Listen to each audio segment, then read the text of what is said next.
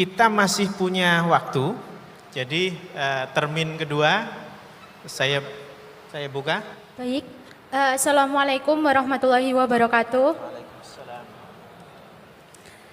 Ngapunten Prof. Quraisy Shihab sama Gus Baha. Pertanyaan saya sebenarnya ada dua, cuma Nama dulu, nama dari Prodi Fakultas mana? Perkenalkan, saya Samiana Sitatu Zahro dari Fakultas Biologi. Seperti itu. Pertanyaan saya sebenarnya ada dua, namun sepertinya yang pertama sama seperti teman-teman yang lain. Jadi saya lanjutkan ke pertanyaan yang kedua. Pertanyaan saya, dalam kehidupan seperti berpolitik, bermasyarakat, lalu berorganisasi itu seringkali ditemukan perbedaan pendapat dan bersitegang sampai terjadi konflik yang mengkhawatirkan ukhuwah dalam wilayah tersebut. Lalu bagaimana menyikapi hal tersebut sebagai khalifah atau pemimpin dan sebagai orang yang di dalamnya yang tentunya harus derek kepada khalifahnya tersebut. Terima kasih. Wassalamualaikum warahmatullahi wabarakatuh. Waalaikumsalam. Matur nuwun. Gus Baha, teng Al-Qur'an niku wonten lantana lul birro hatta sebentar. Alon-alon dulu perkenalkan dulu. Oh ya, maaf. Oke, perkenalkan. Nama saya Imam, tapi bapak saya Zainuri. Jadi saya lebih suka dipanggil Ibnu Zainuri. Baik, Gus Baha, di Al-Quran itu ada lantana lul birro hatta tunfiqu mimma tuhibbun. Engkau tidak akan menemukan kebenaran hingga engkau menginfakkan apa yang engkau sukai. Nah, dalam rangka menjalin islah antara Gus Baha dengan saya, apa boleh bila peci kita tukeran? Matur nuwun. Oke, langsung dijawab sama Gus Baha. Ini korban tamak ini. Artinya gini, Anda mengabaikan keadilan. Kalau tak kasihkan ke kamu, yang lain geremeng semua. Tapi bukan karena kikir, karena tadi korbannya lebih banyak. Loh iya. Jadi supaya tadi ngaji tafsir lagi, mimma itu sebagian. Jadi ini ya harus jaga, saya kikir ya enggak, tapi saya ada adil ya jangan. Ini orang yang dekat saya aja enggak akan saya kasih peci saya ini, nanti yang lainnya bisa geremeng. Ya udah cukup itu. Dan sampean juga enggak nanya dulu apa peci itu termasuk yang sangat beliau cintai. Jadi kalau enggak kan ya enggak ada risiko apa-apa. Bismillahirrahmanirrahim. Assalamualaikum warahmatullahi wabarakatuh. Perkenalkan, nama saya Muhammad Amalia Sumbada dari Ekonomi Vokasi. Seperti masnya tadi, karena bapak saya Suprapto, saya lebih suka dipanggil Mik Suprapto. Ini saya tulis di depan. Yang pertama sebelumnya saya kepada Prof. Quraisy Shihab, saya mohon maaf dulu, mumpung kesempatan bisa meminta maaf, karena zaman dulu saya masih kuliah, masih suka ngaji yang rodo-rodo ekstrim itu, ketika melihat Pak Quraisy Shihab di TV itu saya sok ngerasani, kok gini tolin nafsir kayak gitu. Jadi mohon maaf lahir batin ya Pak Quraisy. Mumpung ada kesempatan. Baik, saya ingin menyampaikan terkait ukhuwah.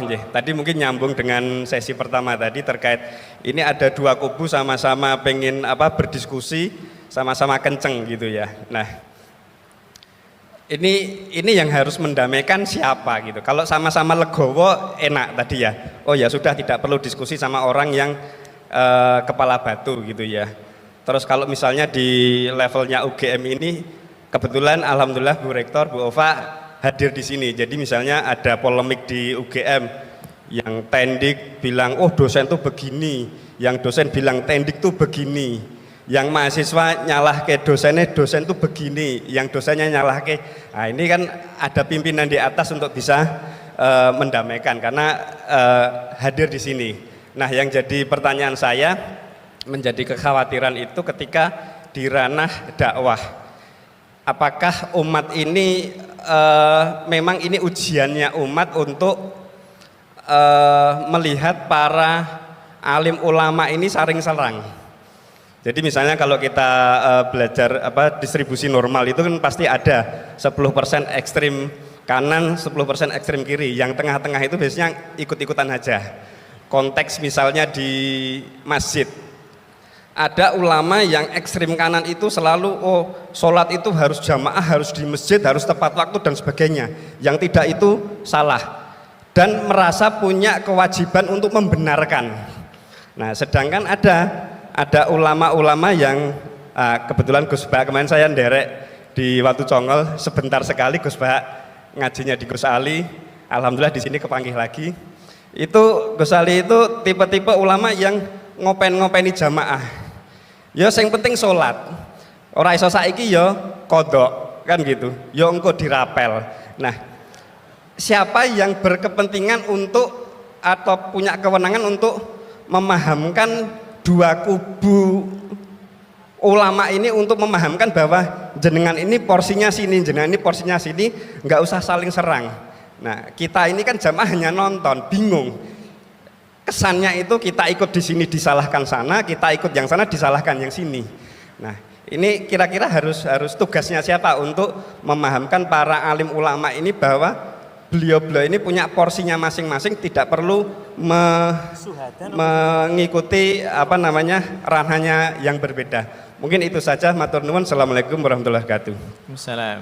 Kalau pakai logikanya Gus Bah, bingung itu perlu disyukuri. Karena itu artinya masih mikir, masih punya kepala dan kepalanya masih berfungsi. Assalamualaikum warahmatullahi wabarakatuh. Selamat siang. Perkenalkan, saya Krisman Heriamsal, mahasiswa hubungan internasional.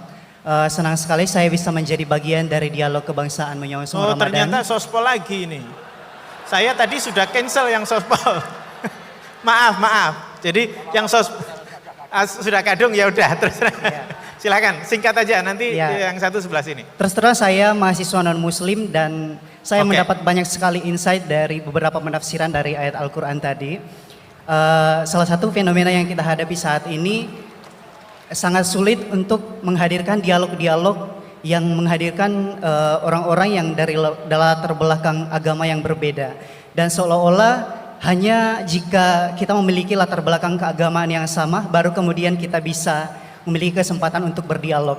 Nah, kira-kira mengapa sangat sulit bagi kita di negara kita ini untuk menghadirkan orang-orang dari latar belakang agama yang berbeda untuk hadir dalam suatu forum dialog yang sama. Kemudian bagaimana kita bisa menyikapi fenomena tersebut? Terima kasih.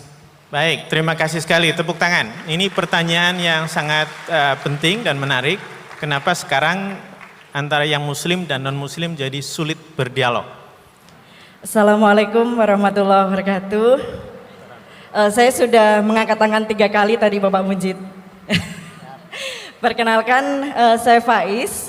Gitu, Gus Bah, saya dari Pamutan Rembang, ibu saya keponakannya Mbah Yusuf, Mbah Muhaidah. Gus Bah, alhamdulillah bisa bertemu Gus Bah di sini. Senang bertemu Prof. Quraish Shihab. Pertanyaan saya, apabila ada pemimpin Muslim yang mohon maaf secara kinerja dia kurang baik, kemudian pemimpin non-muslim secara kinerja sangat baik.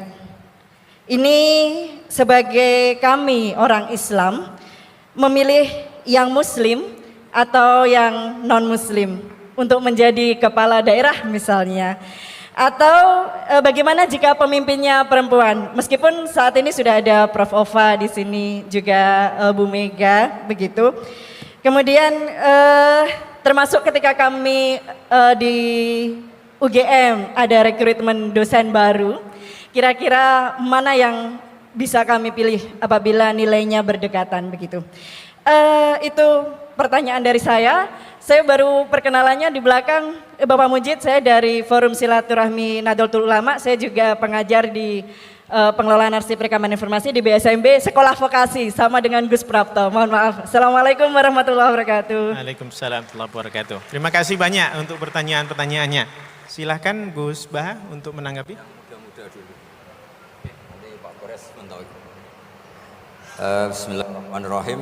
Tadi yang dari Magelang ya, yang tetangganya Gus Ali tadi Bali. yang minta maaf sama Pak Quraisy. Saya mewakili beliau sudah dimaafkan.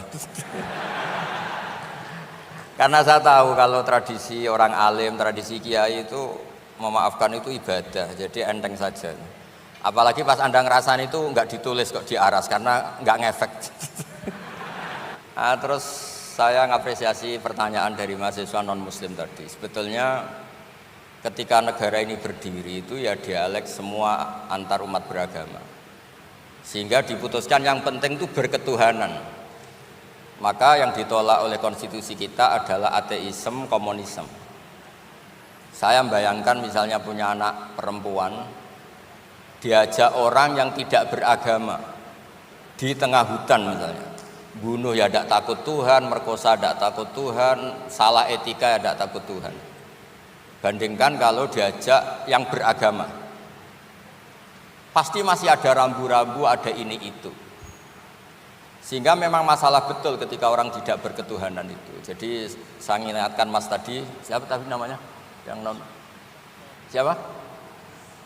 Namanya siapa? Siapa?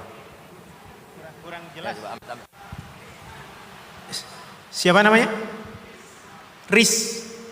Ya. Krisman. Oke, namanya Krisman.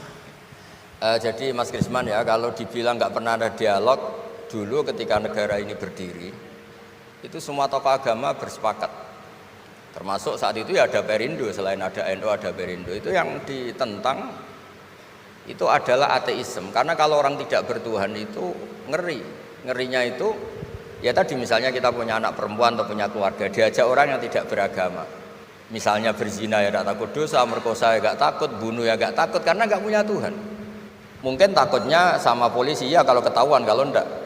Tapi kalau orang bertuhan ini sistem kesalehannya, sistem kebaikannya ini berlipat-lipat. Takut hukuman Tuhan, takut sosial, takut ini itulah, sehingga kita bersepakat berketuhanan. Lalu kedua, ada beberapa kejadian nyata di beberapa negara yang fahamnya itu tidak bertuhan, itu bekas kondom atau bekas apa dipakai lagi, didaur ulang. Bahkan tinja yang bisa dikelola jadi bahan makanan.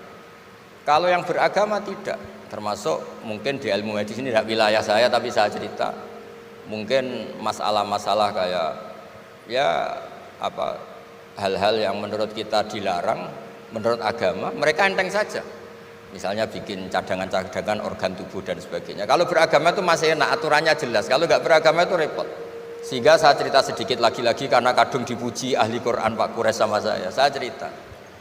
Dulu ketika Rasulullah itu sugeng masih hidup, itu ada kekuatan politik. Satu Romawi bertuhan, yang satu Persia tidak bertuhan, tidak berkitab suci. Ketika Romawi kalah, itu Rasulullah itu susahnya bukan main, karena yang masih mentautkan diri dengan Tuhan kalah sama yang sudah tidak bertuhan. Dan ketika akhirnya Persia yang kalah, yang menang Romawi, Nabi itu ikut senang karena yang bertuhan mengalahkan yang tidak bertuhan. Kenapa penting bertuhan? Karena bertuhan itu setidaknya punya aturan. Melakukan ini dosa, melakukan ini dosa. Empati sama fakir miskin itu ibadah. Semua agama pasti sama di tema-tema seperti itu. Sehingga berketuhanan ini penting sekali, kata Pak Quraisy tadi, berketuhanan itu luar biasa. Terus kedua, ini penting juga. Saya mohon-mohonnya. Saya pernah juga disowani beberapa tokoh dari Mabes Polri. Saya sering bilang, Indonesia utamanya pejabatnya harus terima kasih sama seluruh rakyat Indonesia. Karena itu aset yang sebenarnya Indonesia ya seluruh rakyat Indonesia. Saya cerita, satu cerita ini hadis sahih di Bukhari, nggak bisa dipertentangkan. Ini hadis sahih di Bukhari, di Muslim. Di antara yang diapresiasi Allah itu adalah potensi jahat kita tidak menjadi, tidak kita wujudkan. Kalau seluruh rakyat Indonesia, tidak usah seluruh, 1/4 kita ini maling semua. Itu negara miskin kok, karena biayai kita di penjara 2 tahun, 3 tahun. Separuh kita mentalnya membunuh, habis Indonesia. 1/4 saja, 1/3 saja, 1/8 saja punya mental killer, itu habis Indonesia. Ketika rakyat kita, ketika tetangga kita, masyarakat kita tidak melakukan kejahatan, itu ketertiban yang sejati. Maka semua bentuk ketidakkriminalan yang dilakukan oleh rakyat Indonesia itu awal dari aset bangsa ini. Coba kalau semua orang mencuri, habis negara untuk biayai di penjara. Semua orang kriminal, berkahnya mereka tidak melakukan, Indonesia baik-baik saja. Sebab itu ketika ada sekian kebaikan, Nabi terakhir ngendikan apa? Takufu syarraka 'anin nas fa innaha shadaqatun minka 'ala nafsik.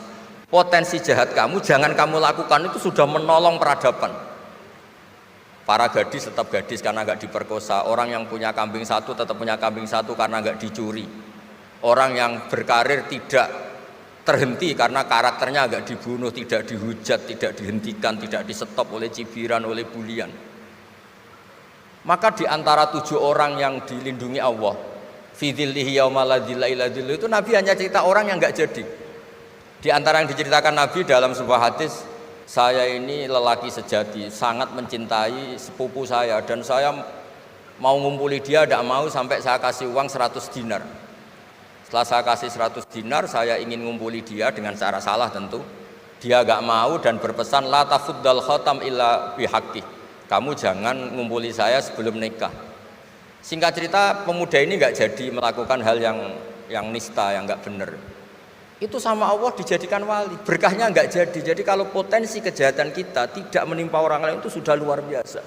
Jangan nunggu berjasa kita dapat penghargaan setelah kita jadi kiai besar, jadi dosen UGM, jadi ini itu. Semua masyarakat kita yang menahan potensi kejahatannya itu adalah aset sejati Indonesia.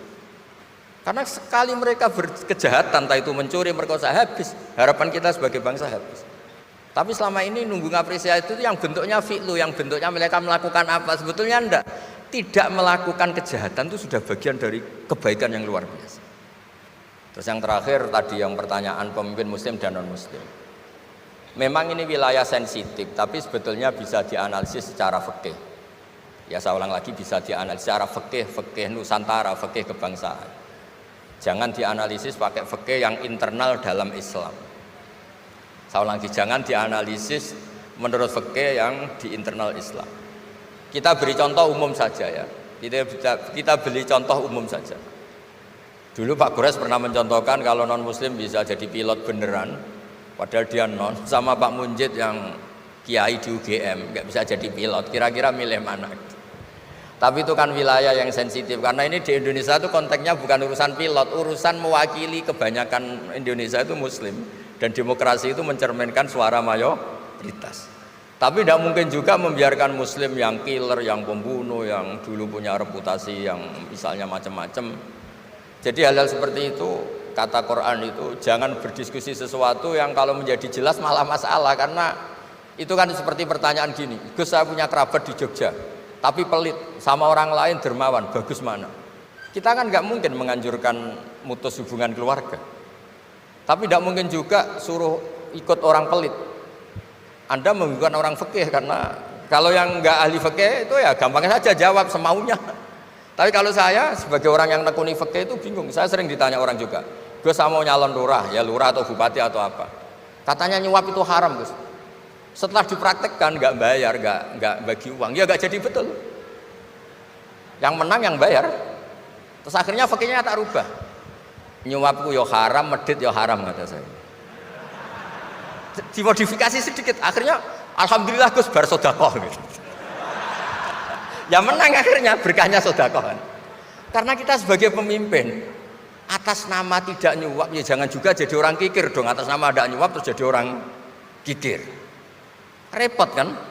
Tapi jangan juga bayar yang sampai merubah hukum dari orang yang nggak layak mimpin karena bayar menjadi pemimpin. Ya jangan juga sampai gitu. Ya akhirnya saya bilang nyuap itu haram, medit juga haram. Alhamdulillah barokahnya kombinasi fikih ini. Ya nyuapnya tetap haram tapi rakyat tetap dapat uang gitu. Tapi nanti ketika Anda tidak layak jadi pemimpin itu juga haram karena menjabat sesuatu yang nggak wilayah Anda. Jadi seni-seni ngelola muslim, non muslim dan itu tidak bisa dipukul rata. Karena itu wilayah-wilayah yang sensitif, yang butuh detail, yang butuh satu peristiwa spesifik. Saya pernah ditanya, Gus saya ini hidup di Amerika, kalau milih presiden kan sama-sama non-muslim, milih yang siapa? Ya jawab yang akhafu dororon, misalnya ada presiden Amerika yang sangat demokratis misalnya. Dia membiarkan Islam berkembang. Sama jenis non-muslim yang Islamfobia, tentu milih yang demokratis. Ada yang dosanya itu membunuh, yang satu dosanya korupsi, ya milih ya korupsi karena membunuh itu lebih ekstrim timbang korupsi misalnya. Itu ada di aturan fikih Jika sama-sama pasti salah, milih yang akhafud dororen, yang madorotnya ada begitu apa? Besar. Coba kalau kita punya pemimpin yang hobinya itu bunuh, sama yang hobinya rakus harta misalnya. Itu di fikih jelas dijelaskan, milih yang rakus harta kalau bandingannya itu, karena pembunuhan itu lebih berat secara ukuran dosa. Tapi apapun itu, ini bukan pembenaran pada kesalahan, bukan, tapi memang ada aturannya. Apa kalau ada dua dororani, dua bahaya, urtukiba khafuma, kalau ada dua hal yang bahaya, dipilih yang paling apa? Ringan kalau dalam konteksnya tadi. Kalau kita membiarkan pemimpin yang nggak benar, dipimpin orang nggak benar, tapi kalau memaksakan chaos misalnya, ya milih yang nggak chaos. Itu kan ada aturannya di fikih, karena Nabi menghindari al-harad. Al-harad itu chaos, pembunuhan massal, itu nggak boleh. Dan mayu addi ila dzalik juga nggak boleh, yang bisa potensi begitu juga nggak boleh. Jadi saya mohon, di antara aturannya Quran itu la tasalu an asya in tubdalakum tasukum. Kamu jangan diskusi sesuatu yang kalau diperjelas malah kamu yang malu. Saya biasanya mencontohkan hal-hal yang ringan kayak suami istri. Misalnya Anda tanya sama Pak Munjid, istrinya tanya, "Mas, apa betul saya ini cinta pertama Anda, bukan alternatif terakhir?" Wah, itu rata-rata orang nikah itu kan korban alternatif terakhir itu. Itu kalau ditanya sama-sama konangan itu aslinya itu. Ceweknya juga sama, apa betul Pak Minjit itu cinta pertama, pilihan terakhir? Oh, saya sering mau nikah ini orang yang saya cintai, tapi takdirnya ini gitu. Itu kan orang dibilang takdir itu kan ya tersinggung. Jadi banyak hal yang kalau didiskusikan tuh masalah-masalah. La tasalu an asya in tubdalakum tasukum. Kamu jangan tanya atau diskusi sesuatu yang kalau diperjelas itu malah masalah. Jadi itu etika ya, etika dalam diskusi juga jangan memicu lagi. Saya kira demikian, nanti ditambahi oleh Abi Profesor Kures. Monggo.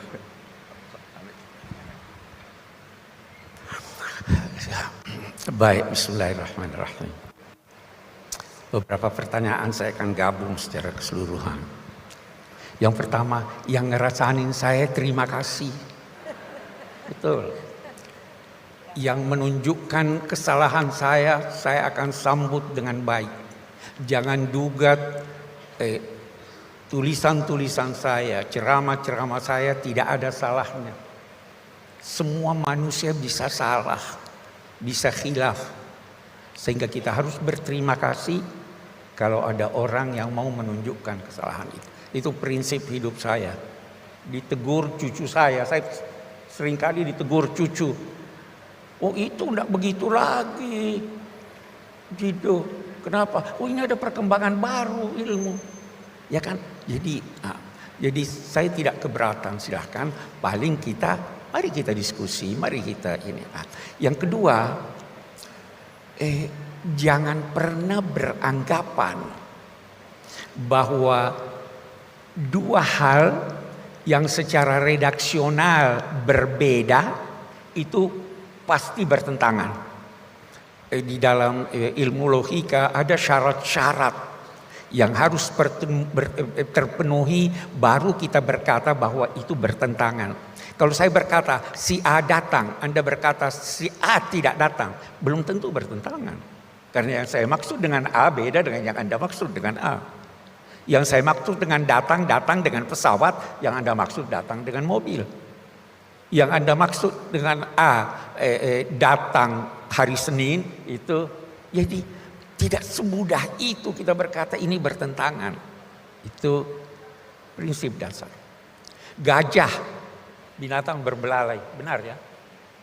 Binatang besar, benar. Binatang yang tunduk pada anak kecil, benar. Kebenaran bisa beragam. Itu satu. Yang kedua yang saya ingin katakan bahwa agama Islam, saya bicara tentang agama Islam, tidak melarang Anda berbeda pendapat. Yang tidak melarang lahirnya kelompok-kelompok dalam masyarakat Islam. Yang dilarangnya pertengkaran antar kelompok. Wala takunu kalladzina tafarraqu wakhtalafu. Janganlah menjadi seperti orang-orang yang berfirqah-firqah, berkelompok-kelompok dan berselisih. Kalau berkelompok tidak berselisih, mari kita bekerja sama, mari kita berlomba dalam kebaikan. Jadi aneka partai yang ada silahkan, tapi itu sebabnya kita punya titik temu. Lebih jauh, tadi ada pertanyaan. Bagaimana kalau non-muslim? Ibu, buat saya jawabannya seperti ini, saya tanyakan pada Anda. Seandainya Anda sakit, ada 2 dokter, satu muslim, baik, sholatnya, sholat tahajud, puasa Senin Kemis, tapi baru lulus. Ada lagi dokter spesialis, non-muslim, keberagamaannya biasa-biasa saja. Pergi ke dokter mana Anda? Mau pergi haji, pilotnya baru lulus. Ada pilot yang sudah berpengalaman, mau diantar dengan pesawat yang dipimpin oleh ini atau tidak. Pemimpin itu yang memberi kemaslahatan sebanyak mungkin, siapapun dia. Saudara tahu, yang membimbing Nabi Muhammad hijrah itu non-muslim. Ya, non-muslim. Jadi kita tidak melihat ini agamanya apa, apalagi dalam masyarakat kita. Bahkan dalam masyarakat masa lampau, masa khulafa, itu sekian banyak non-muslim yang diangkat sebagai pejabat. Karena dia memberikan kemaslahatan lebih banyak. Jangan anggap non-muslim itu tidak tulus. Saya sering berkata, jangan anggap hati nuraninya kapitalis itu lebih rendah daripada sosialis. Hati nurani itu dibentuk oleh pendidikan, oleh budaya, jadi bisa saja, tidak ada masalah selama itu kemaslahatan. Oke. Panjang sih kalau kita mau cerita itu. Oke, sedikit lagi. Seorang yang kuat tapi tidak beragama dengan baik, seorang yang lemah tapi agamanya baik, siapa yang Anda angkat jadi pemimpin? Dijawab oleh ulama, yang lemah kelemahannya bisa merugikan umat Islam. Yang durhaka, kedurhakaannya untuk dirinya. Kekuatannya bisa menguntungkan oleh kepada umat Islam. Pilih yang kuat walaupun kurang beragama dia. Itu. Jadi lihat maslahat. Kita jangan terlalu lihat ini.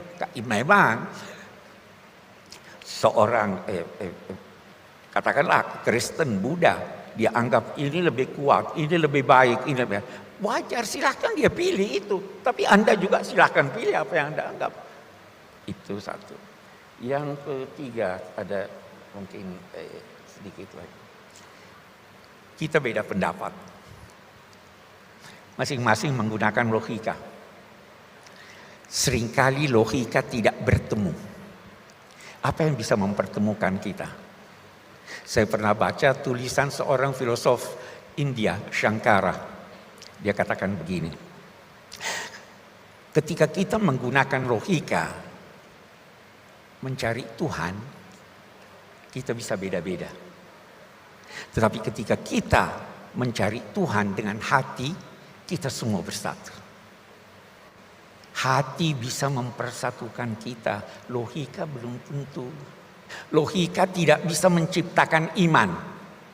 Logika tidak menciptakan cinta. Yang menciptakan cinta dan iman hati. Mari dengan hati kita mencintai bangsa kita. Betapapun perbedaannya tidak akan timbul perselisihan selama cinta tanah air itu ada. Ketika itu mengalah akal kita, udahlah ini lebih maslahat, ini lebih baik.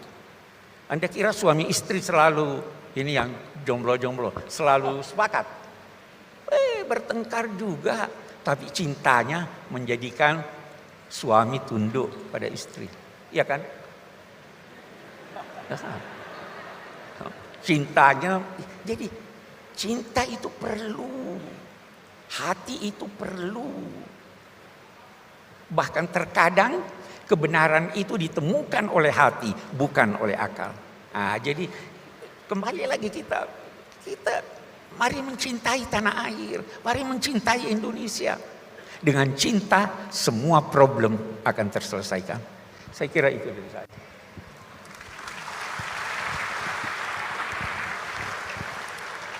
Terima kasih banyak Pak Quraisy dan Gus Baha. Ini kita sudah makin mendekati jam setengah 12 karena acara kita hari ini setengah 12 sudah harus selesai. Dengan berat hati, meskipun saya tahu masih ada banyak tadi yang mengangkat tangan untuk bertanya, itu bukti bahwa kita punya keingintahuan, punya kepedulian, ingin mengaji lebih mendalam. Insya Allah nanti ada kesempatan lain untuk Prof. Quraisy dan Gus Baha supaya kita berguru lagi pada beliau-beliau di kesempatan yang akan datang. Oke, jadi ini peluang istimewa yang pertama dari Gus Baha dan Prof. Quraisy untuk hadir. Mudah-mudahan nanti kita akan ada kesempatan yang lain. Untuk informasi Bapak Ibu, Prof. Quraisy yang sekarang sudah 80 tahun, belum lama pulang dari Abu Dhabi, itu kalau istilah bahasa Jawanya keroyo-royo, berkenan meluangkan waktu untuk bersama kita sebelum Ramadan ini. Jadi kita sangat beruntung. Kita doakan semoga beliau selalu sehat, panjang umur, dan terus memberikan pencerahan-pencerahan untuk kita semuanya. Demikian juga kita juga selalu berdoa untuk Gus Baha semakin produktif dan memberikan pencerahan kita dengan nalar-nalar beliau yang sangat kritis, yang selalu membuat kita berpikir ulang. Berpikir ulang untuk banyak hal, tetapi berpikir ulang untuk lebih mendekati kebenaran. Jadi kalau eyel-eyelan itu artinya orangnya, kalau tadi kan banyak pertanyaan-pertanyaan yang gimana caranya kita bisa menjaga ukhuwah kalau orangnya suka eyel-eyelan. Eyel-eyelan itu berangkat dari ketidakmauan berpikir ulang tentang posisinya. Jadi dengan forum ini insya Allah mudah-mudahan kita senantiasa bisa bersikap arif, bisa bersikap sederhana untuk selalu melihat kemungkinan salah di pihak kita dan selalu mau melihat kemungkinan benar di pihak yang lain. Sebelum ditutup, saya atas nama moderator pada siang hari ini, pagi sampai siang hari ini, kita sudah hampir 2 jam berdiskusi. Saya mohon maaf sebesar-besarnya, terutama kepada Prof. Quraisy dan Gus Baha dan Bu Ova kalau ada yang kurang berkenan. Dan kemudian sebagai penutup kami mohonkan supaya Gus Baha, Prof. Quraisy untuk menutup dengan doa. Oke. Terima kasih banyak. Sekali lagi mohon maaf untuk semua yang kurang berkenan. Billahi taufiq wal hidayah. Wassalamualaikum warahmatullahi wabarakatuh. Oke, jadi itu teman-teman tentang reaction ngaji kita bersama dengan Kiai Haji Baharudin Nur Salim atau Gus Baha dan juga Profesor Quraisy Shihab, di mana di situ ada beberapa pertanyaan. Yang pertama ada dari pertanyaan dari Mbak Yahro. Dalam kehidupan berpolitik maupun bermasyarakat terkadang perbedaan terjadi. Nah, bagaimana agar tidak terpecah belah? Kemudian dari Imam bin Zainuri atau Ibnu Zainuri itu mengajak bertukar peci dengan Gus Baha, namun Gus Baha langsung menjawab bahwa imam ini korban dari ketamakan ya, karena bukannya tidak boleh atau kikir, tetapi ini rasanya tidak adil karena lebih banyak nantinya orang yang akan geremeng ketika Gus Baha memberikan peci kepada imam. Nah, kemudian dari Ibnu Suprapto bahwasanya siapa saja atau siapa yang harus mendamaikan antara 2 atau 3 belah pihak yang saling bersetegang. Nah, bagaimana cara mendamaikannya? Misalkan di politik saat ini, apakah justru ini fenomena agar umat bisa melihat antar ulama saling ngotot kebenarannya sendiri-sendiri atau bagaimana? Kemudian ada dari Krisman bahwasanya saya itu non-Islam. Beliau itu non-Islam. Fenomena saat ini sangat sulit menemukan dialog yang menghadirkan orang-orang yang berlatar belakang yang berbeda. Nah, apakah di negara kita ini memang sangat sulit untuk mempunyai atau mengadakan kegiatan seperti itu, melakukan dialog-dialog yang menghadirkan orang-orang berlatar belakang yang berbeda antara Islam, Kristen dan lain sebagainya, atau bagaimana? Kemudian dari Mbak Faiz adalah apabila ada pemimpin muslim yang secara kinerja kurang baik dan orang non-muslim tapi kinerjanya sangat baik, serta kepemimpinan perempuan, itu mana yang harus dipilih sebagai pemimpin umat, misalkan dalam pilkada dan lain sebagainya. Kemudian jawaban-jawaban dari Gus Baha yang pertama adalah tradisi orang alim itu mudah memaafkan, dan ketika dirasani orang lain itu tidak ngefek pada dirinya karena dia tidak terdikte oleh makhluk. Kemudian antara beragama walaupun bukan Islam masih lebih baik daripada komunis dan ateis, dan itulah yang ditolak oleh konstitusi kita, karena orang yang tidak beragama atau tidak bertuhan itu lebih mengerikan karena tidak ada filter dalam dirinya ketika akan melakukan dosa, karena mereka tidak percaya dosa. Nah, pada masa Rasulullah, Romawi atau Nasrani itu lebih baik daripada Persia atau Majusi atau ateis.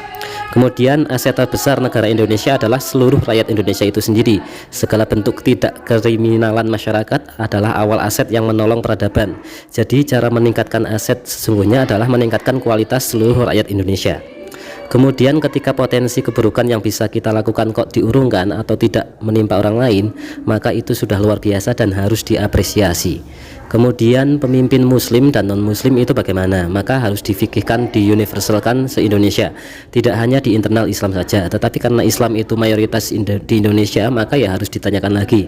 Contohnya kamu milih ikut penerbangan yang pilot handal namun dia non muslim, atau bukan pilot namun dia itu muslim yang taat. Kamu memilih penerbangan yang mana? Kemudian dalam politik misalkan orang solih harus bertarung dengan orang yang memakai uang untuk money politik. Apakah boleh ikut ngasih uang namun diniati sodakoh? Ya asal untuk kebaikan ya boleh saja membeli kebaikan. Nah kemudian untuk maslahat lebih baik lebih bisa ataupun bisa saja atau boleh saja membeli kebaikan dengan sodakoh. Apapun itu, kalau ada dua hal yang berbahaya maka dipilih yang paling ringan bahayanya. Antara chaos dengan korupsi misalkan, itu lebih milih mana? Ya tentu saja lebih milih koruptor, walaupun itu juga buruk, sangat buruk namanya. Kemudian etika dalam diskusi adalah ketika kita itu jangan membahas sesuatu yang jika dibahas atau diperjelas maka akan menimbulkan atau akan memicu masalah. Nah kemudian dari Profesor Quraish Shihab, yang pertama, semua manusia itu bisa salah atau bisa hilaf. Saya akan berterima kasih pada yang mau menunjukkan kesalahan saya, karena itu menolong saya. Ada perbedaan pendapat, mari kita diskusikan. Kemudian tidak semua yang berbeda itu bertentangan. Perspektif yang berbeda bukan berarti bertentangan. Berbeda kelompok boleh, berbeda pandangan boleh, berbeda agama boleh, yang penting tidak berselisih. Kemudian tentang pemimpin Islam atau bukan, itu tergantung Anda lagi. Siapapun dia pemimpin itu harus punya kemaslahatan yang paling besar dari yang lain. Misalkan kamu mau berobat, apakah milih ke dokter non muslim tapi ahli betul, atau ke orang muslim yang solih tapi tidak tahu bab kesehatan. Kemudian tidak semua kebenaran itu datangnya dari logika, lebih banyak kebenaran yang datang dari hati. Dengan hati kita melahirkan persatuan, kasih sayang, cinta, dan kasih. Banyak perbedaan perselisihan karena logika benar salah, namun tetap bersatu lagi karena saling cinta. Mari cintai Indonesia, karena dengan cinta kita akan bisa menghadapi semua masalah. Nah itu adalah reaction ngaji kita bersama dengan Gus Bak dan juga Profesor Quraish Shihab di sesi terakhir di UGM ya, bersama dengan Prof Ova dan Pak Muncit, dan itu benar-benar bagus sekali, dan semoga itu semua bisa menjadi catatan keilmuan kita yang manfaat dunia akhirat ya teman-teman, dan semoga bisa menjadi amal ibadah Gus Bak, Profesor Quraish Shihab dan yang lainnya yang manfaat, yang berkah dunia akhirat, yang berkah dan berkah untuk kita semua. Oke, itu saja mungkin teman-teman yang bisa kita sajikan dalam ngaji kita kali ini. Semoga kita senantiasa diberikan keistiqomahan untuk senantiasa cinta akan ilmu pengetahuan. Terima kasih sekali lagi. Wassalamualaikum warahmatullahi wabarakatuh.